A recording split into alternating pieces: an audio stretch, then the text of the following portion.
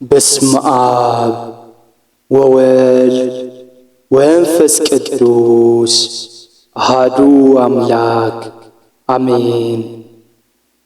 ገሃድ ከሰባቱ አጽዋማት መካከል አንዱ ነው።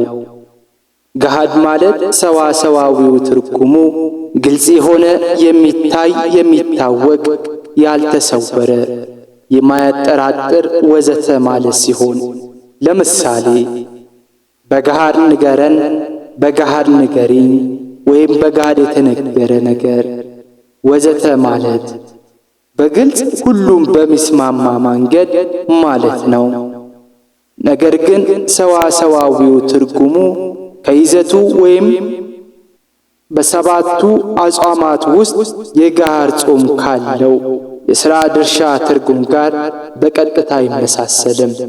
ስለዚህ ገሃድ ማለት በዚህ ትምህርታችን ወይም ከሰባቱ አጽዋማት አንዱ በመሆኑ በምንሰጠው ትርጉም መሰረት ተለዋጭ ማለት ነው። የማን ወይም የምን ተለዋጭ ለሚለው ጥያቄ የረቡዕና የዓርብ ተለዋጭ የሚል ይሆናል። ማለትም የጥምቀት በዓል ረቡዕ ከሆነ የጥምቀት ዕለት መጾም ስለማይገባ በረቡዕ ፋንታ ማክሰኞም ሙሉ ቀን እንጾማለን። ዓርብ ከሆነም እንደዚሁ በዓርብ ፋንታ ሐሙስም ሙሉ ቀን እንጾማለን። ረቡዕና ዓርብ ግን የፍስክ ቀናት ሆነው ይውላሉ ማለት ነው። ለዚህ ነው ተለዋጭ ወይም ምትክ በማለት ትንታኔ የሚሰጠው።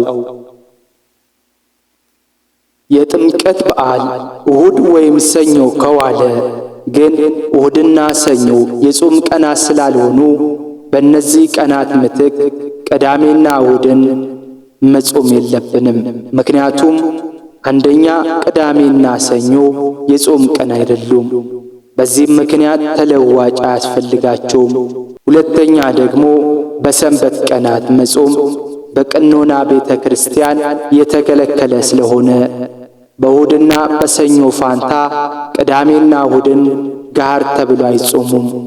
የገሃድ ጾም ከሰባቱ አጽዋማት አንዱ ስለሆነና በየዓመቱ መቋረጥ ስለሌለበት ግን ቅዳሜንና እሁድን ደግሞ መጾም ስለማይገባ በእነዚህ ቀናት ጾመ ገሃድ ከሰባቱ አጽዋማት አንዱ መሆኑን ለማሰብ ከሥጋና ከወተት ዘሮች ብቻ እንከለከላለን። ጾማችን ግን አንውልም። ከሦስት ቀናት በኋላ የምናከብረው የዘንድሮ የጥምቀት በዓል ሰኞ ስለዋለ እሁድን አንጾምም። ከወተትና ከእህል ዘሮች ግን እንከለከላለን። ወስብሐት ለእግዚአብሔር ወለወላዲቱ ድንግል ወለመስቀሉ ክብር አሜን።